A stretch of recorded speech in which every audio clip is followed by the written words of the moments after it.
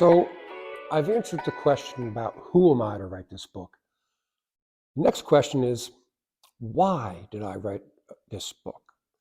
I've asked myself that question a lot during the process. Obviously, I'm putting myself out there for backlash and criticism, and through the process, I've experienced a lot of self-doubt. Again, with all my white privilege, who am I to write about this stuff?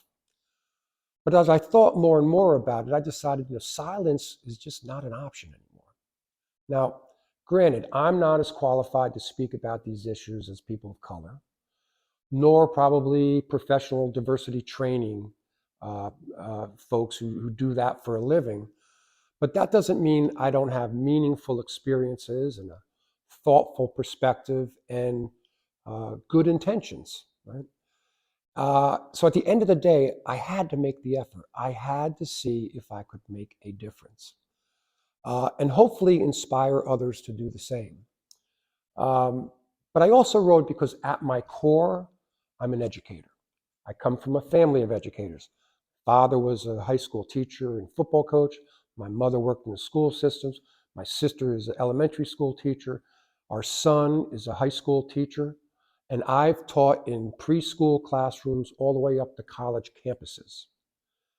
And as an educator, what you do is you really work hard at researching, gathering, and analyzing information to better understand and place that information and what we learn into a broader context.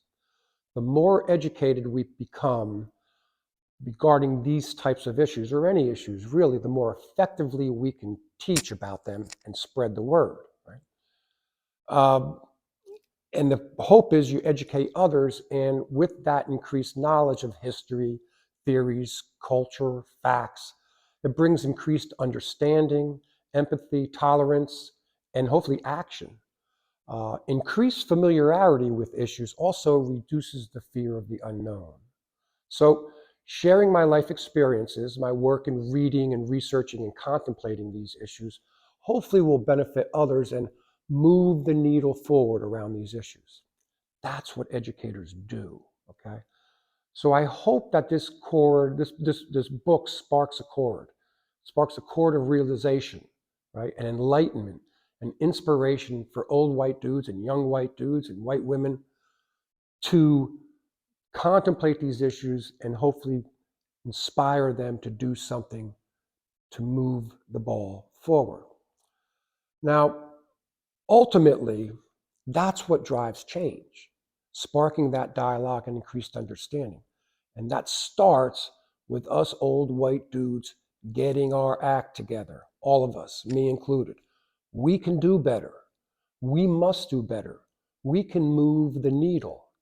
So that's why I wrote this book, because silence is no longer an option.